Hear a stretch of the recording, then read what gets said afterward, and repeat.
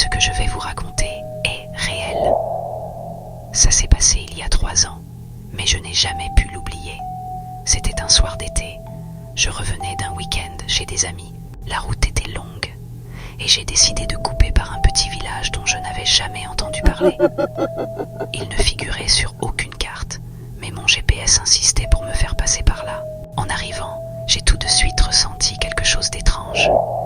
Les rues étaient désertes, les maisons délabrées, comme si personne n'y avait vécu depuis des années. Mais ce qui m'a le plus troublé, c'était l'absence totale de bruit. Pas un souffle de vent, pas un chant d'oiseau, juste un silence oppressant. Alors que je m'aventurais plus loin dans le village, j'ai commencé à voir des ombres bouger dans les fenêtres des maisons. Pourtant, il n'y avait aucune lumière à l'intérieur, comme si ces ombres étaient indépendantes de toute source. Elles me suivaient du regard, se déplaçant d'une fenêtre à l'autre à mesure que j'avançais. Une vieille église se dressait au centre du village. Ses cloches, bien qu'en ruine, ont soudainement commencé à sonner. Mais le son était déformé, comme si quelque chose d'inhumain essayait d'imiter le bruit des cloches. J'avais la chair de poule, mais une force invisible semblait m'attirer vers l'église. L'intérieur de l'église était pire que l'extérieur.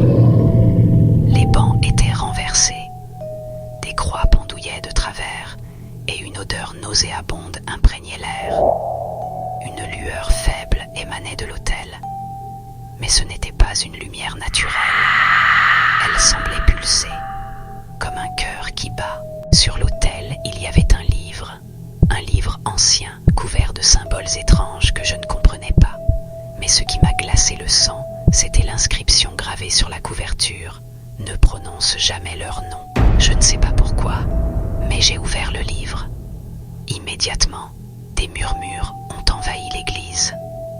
Des voix basses, sinistres, récitant des incantations dans une langue oubliée. Le sol s'est mis à trembler, et les ombres, celles que j'avais vues dehors, se sont regroupées autour de moi. Elles prenaient forme humaine, mais leur visage, c'était indescriptible. Des traits déformés, des bouches béantes dans un cri silencieux, et des yeux qui reflétaient une souffrance éternelle. Elles se rapprochaient, lentement, comme pour m'engloutir. Je me suis retourné pour fuir, mais l'entrée de l'église avait disparu. Les murs semblaient en se refermer sur moi, et les ombres chuchotaient. Elles chuchotaient mon nom. Comment savaient-elles qui j'étais? Elles étaient là, tout autour de moi, et l'une d'elles a tendu la main pour me toucher.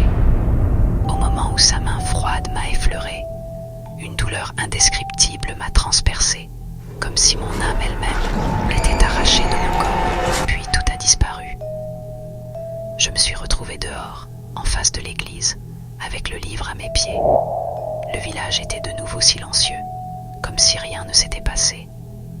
Mais quand j'ai regardé mes mains, elles étaient couvertes de sang, mon propre sang. Je ne sais pas ce qui s'est réellement passé ce soir-là, mais je sais une chose. Ce village n'a jamais existé sur aucune carte. Pourtant, je l'ai vu. Et si vous tombez un jour sur un village qui n'a pas de nom, tournez immédiatement les talons, car ceux qui y entrent n'en ressortent jamais vraiment.